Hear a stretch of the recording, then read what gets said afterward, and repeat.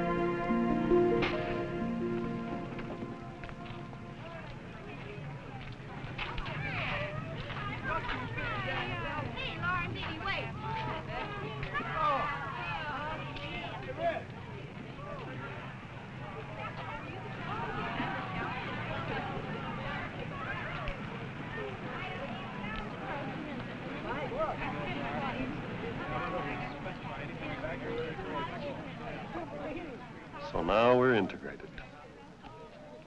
White and Negro students going to the same school. And the big question is, can they get along together? Some people are worried about our kids. I'm not. But I've seen kids like these in trouble, real trouble. It happened quite a few years ago, over at Fairgrounds Park, just across the street.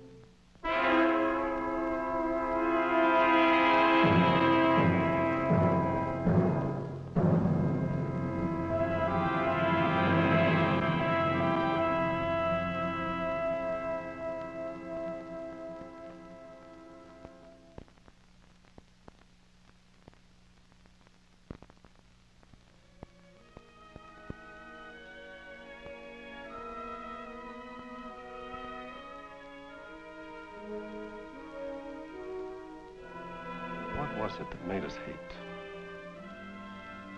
That which we did not know, we did not understand.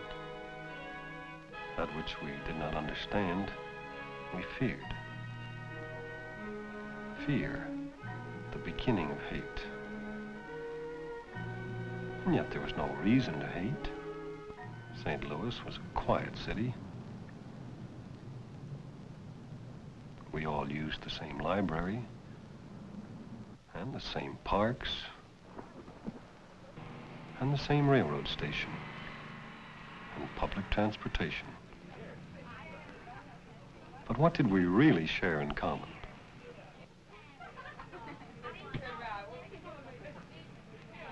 These children didn't know each other.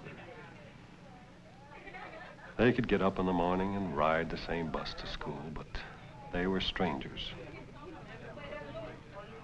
They had only one natural meeting place, the public school.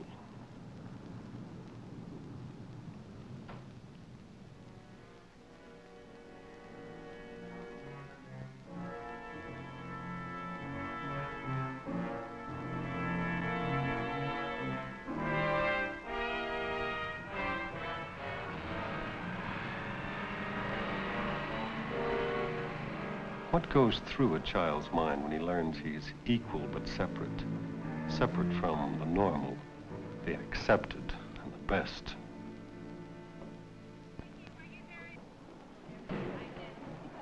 And for the teacher of segregated classes, there were other problems.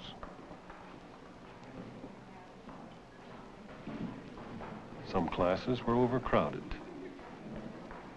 Too many kids to teach.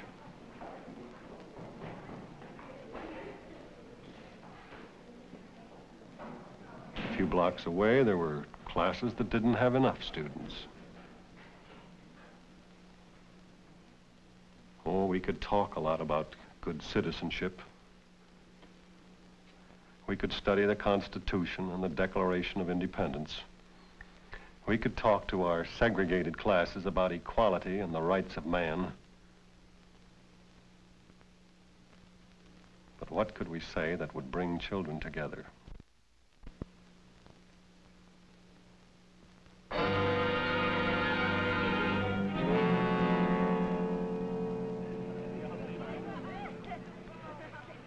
So now we're integrated.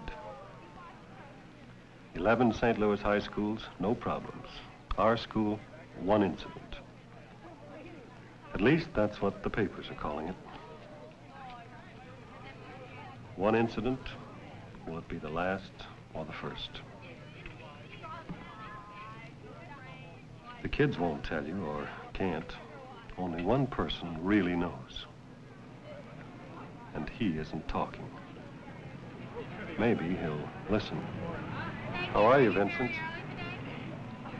Vincent? How are you?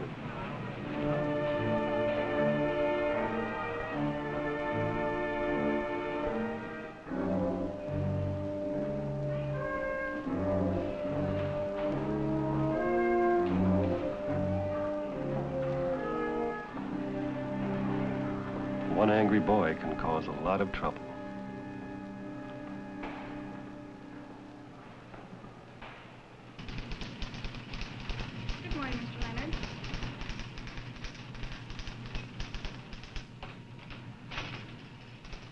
Not even teachers know all the answers. And special meetings aren't much help. But at least in St. Louis, we didn't walk into desegregation with our eyes closed. People in this town knew it was coming. Our textbook committees met together and worked together. Teachers who had been trained in similar teachers' colleges, taught similar courses, when they came together, they met as equals. White and Negro teachers in St. Louis met in human relations workshops, in committees of their teachers' associations, and in other professional organizations. All this before the Supreme Court decision.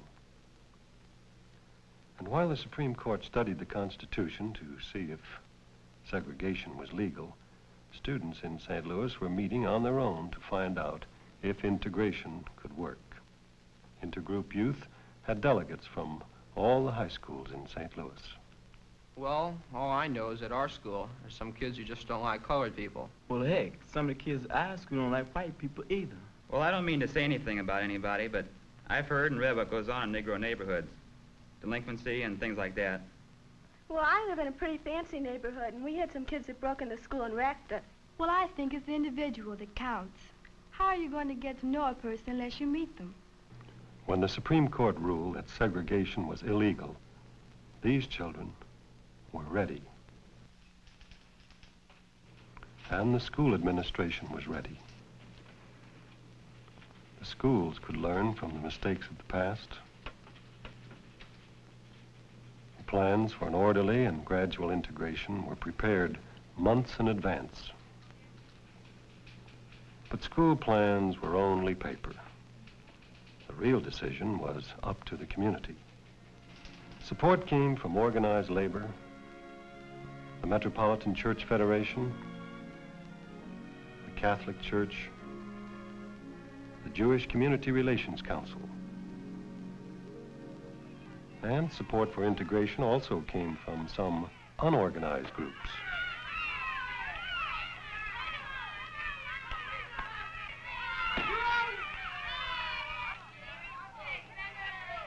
Each person in the community had his own reasons for supporting integration. Some of us thought of the inefficiency of a segregated school system, 2 teachers' colleges where one would be enough. Some remembered a deserted school, empty because no one could decide whether this school should be white or colored. Some thought of St. Louis University, integrated since 1949.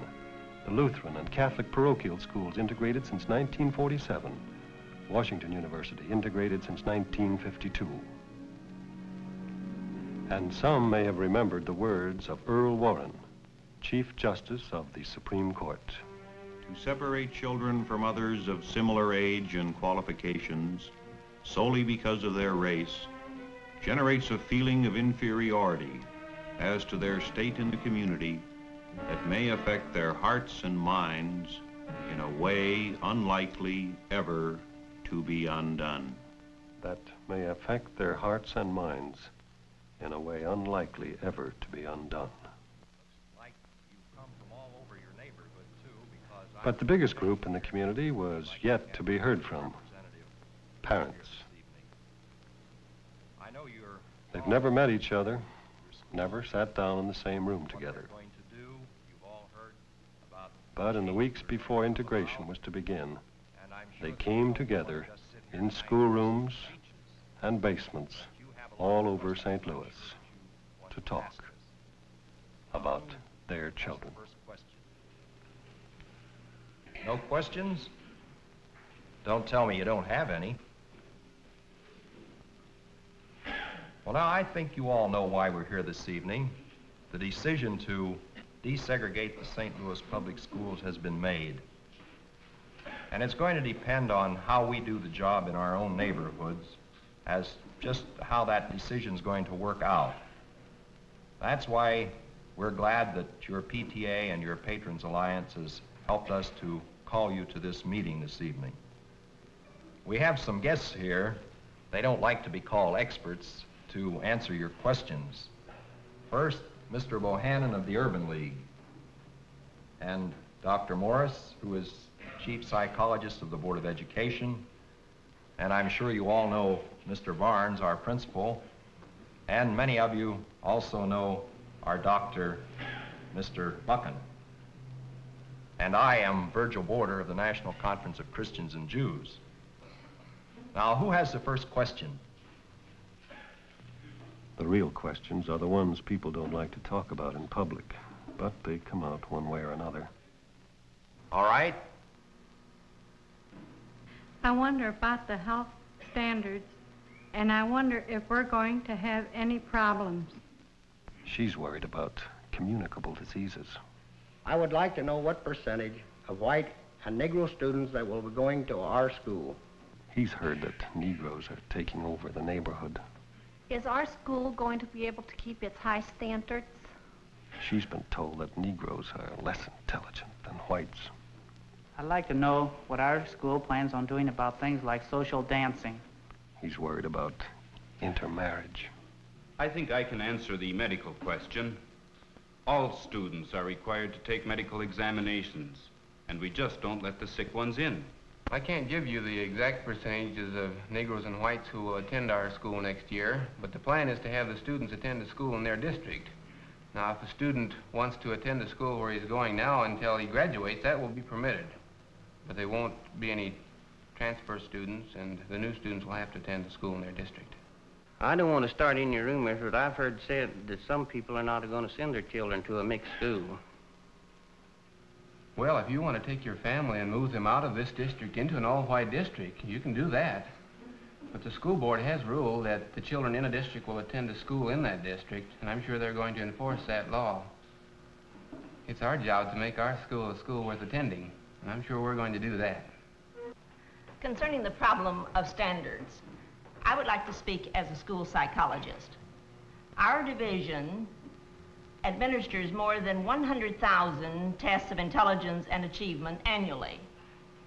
The results of these tests show that both Negro and white children make scores ranging from the lowest possible to the highest possible.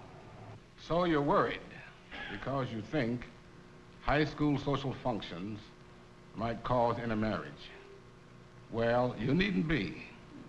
The long experience of integrated public school education in American communities bears out the contention that integrated public school education is neither lonely heart clubs nor training grounds for intermarriage.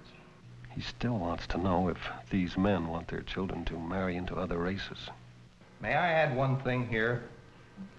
It seems to me the chief role of the school is to educate the mind, and the role of the home is to supervise morals. It's always been that way, and integration isn't going to change it.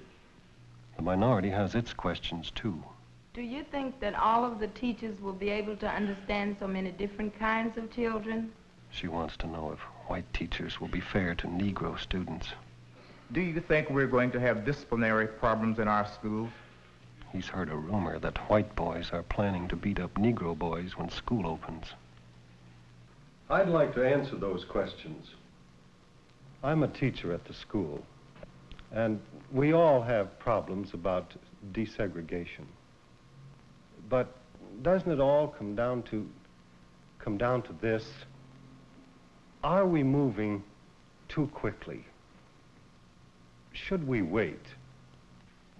Well, I guess I don't have a real good answer to that question of whether we're moving too quickly. But, well, all I want to say is that I've been a teacher for 12 years, and I've been a pretty good disciplinarian, and I intend to go on keeping good discipline. And, well, that's not to say that we haven't had our troubles. Of course, kids wouldn't be kids if they didn't get into scrapes. That's just normal. But our job is to teach fairly and honestly and equally. And that's what we're going to do. More brotherhood speeches? See the papers? Here you got a boy in the hospital. No, I don't have a boy in the hospital.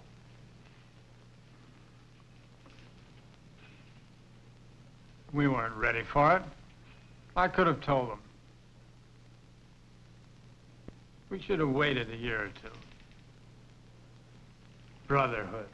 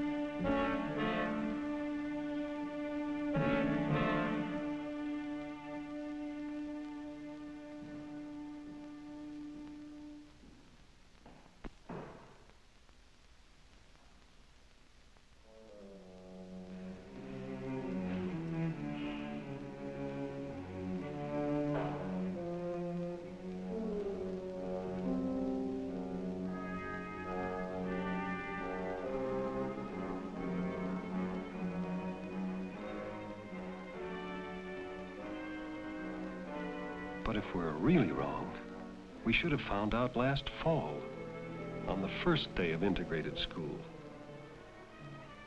We were ready then. There were detectives out of uniform.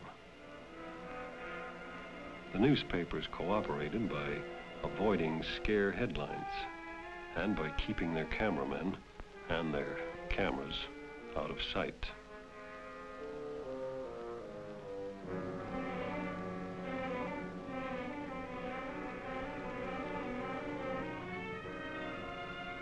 these preparations for the most natural sight in the world, kids going to school. No problem the first day, no stories for the papers. Now the real problems began. An integrated class with the worst kind of segregation, self-segregation. What do? Mix them up? Seat them alphabetically? This is a class in Problems in American Government. We'll be studying government on the local, the state, and the national level. And we'll be taking a look at the rules under which we govern ourselves in a democracy. It takes some time for the teacher to forget whether he's talking to a white student or a colored student. And they forget too, and become individuals. There's a hard worker, a bright one, but he lacks incentive. A dull one.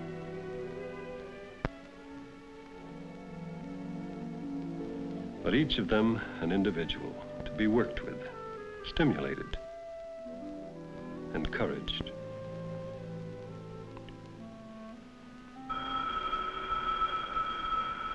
But that was before our incident.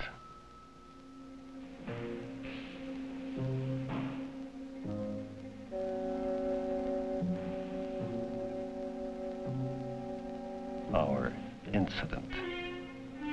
Vincent shoots his water pistol at another boy and squirts a Negro girl instead. So the girl tells her friends, and Vincent gets beat up by some Negro boys. Kid stuff. Only one kid was white and the other was colored. And that makes a racial incident. Newspaper stories, special meetings, and where do we go from here?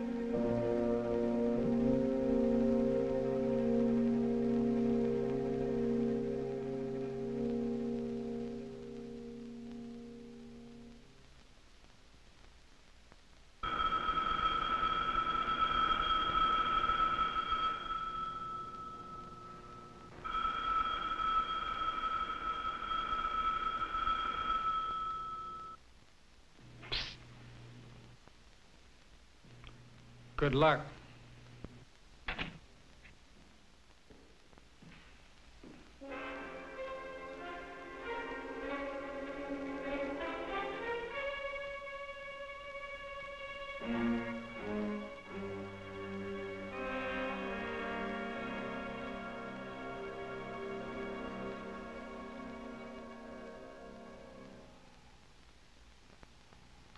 Before we start today, I want to say something about an incident. No. We'll hold that for a bit and get on with the regular class business. The business of committee reports. Tony, are you ready with your committee report?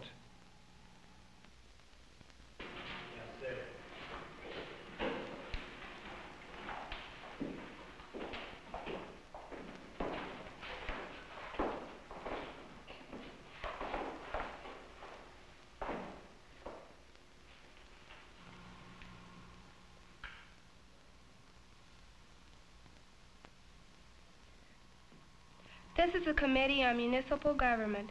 The first report is a joint report on the Board of Aldermen. It was assigned to Tony Young and Vincent Martin. It will be presented by Vincent.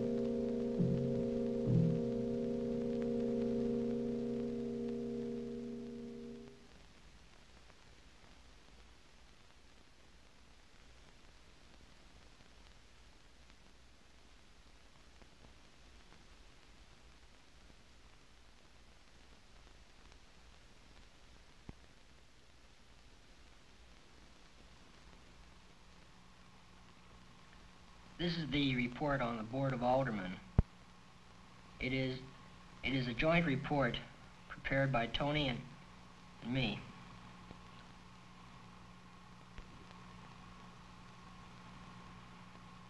Prepared by Tony and presented by me. There are 28 members on the Board of Aldermen.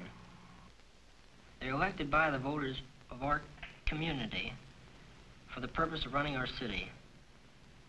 The qualifications for such a position are as follows. The candidate must be 25 years of age and a resident of the district which he or she, as the case may be, is elected from. The advantage of the aldermanic system is that it gives equal representation to each district.